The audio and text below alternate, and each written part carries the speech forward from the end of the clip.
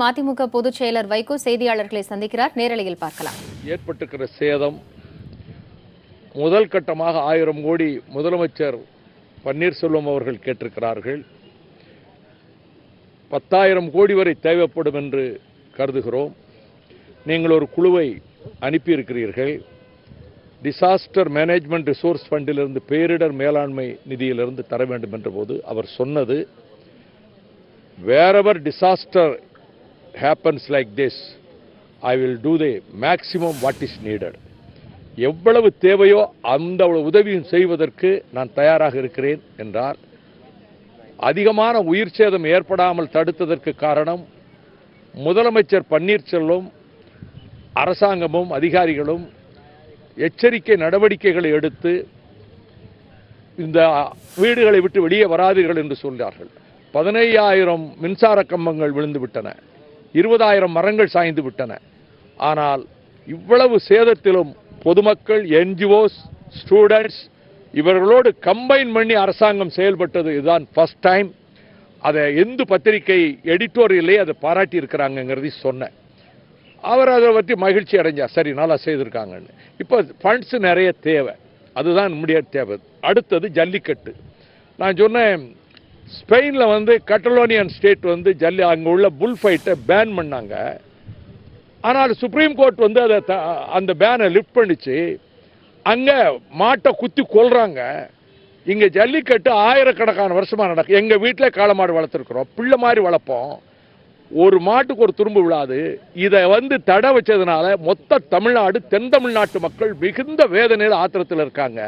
நீங்கள் இந்த பட்டியல்ல இருந்து, காட்சி பொருள் பட்டியல்ல இருந்து ஓநாய், கரடி, சிங்கம், புலி, யானை இந்த பட்டியல்ல இருந்து வீட்டில் வளர்க்குற இந்த மாடுகளை எடுங்க.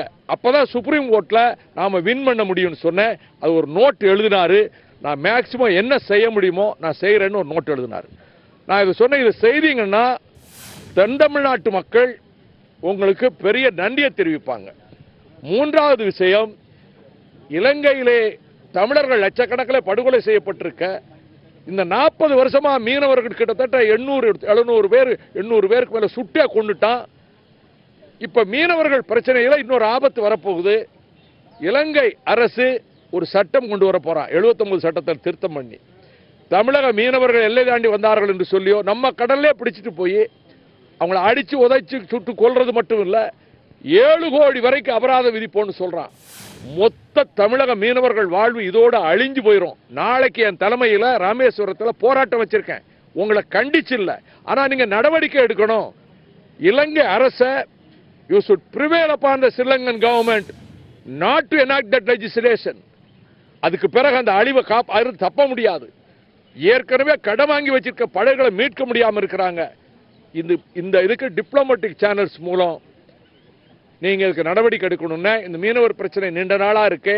அது எப்படி இது பண்ற, மீனவர் பிரச்சனை நீண்ட நாளா இருக்கு, கூட்டுக் கொள்றாங்க, அதை உடனடியா தீர்த்திட முடியாது நீங்க. ஆனா இந்த சட்டத்தை நிறைவேற விடாம தடுக்கணும்னு சொன்ன, நான் நிச்சயமா அதை கவனிக்கிறேன். இந்த 3 விஷயங்களையும் நான் சொல்லி, நான் அதுக்கு மட்டும் டிமானிட்டைசேஷனை நீ ஆதரிச்சிருக்கிற, ரொம்ப பாராட்டுனாரு. நீங்க பதவி பிரமாணம் அன்னைக்கு கருப்பு கொடி காட்டி நான் அரெஸ்ட் ஆனேன். ஆனா demonetisation, I am a student of economics, அதனால நான் கரெக்ட்னு சொல்றேன். ஏழை எளிய மக்கள் உங்களை வரவேற்கிறாங்க, எதுக்குறாங்க. யாரு கஷ்டமெல்லாம் 1 மாசம் 2 மாசத்துக்கு தான்.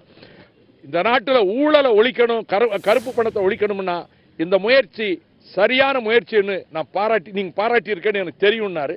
நான் நல்லதுன்னா பாராட்டுவேன், தப்புனா கண்டிப்பேன். இப்படித்தான் பேச்சுவார்த்தை நடந்தது.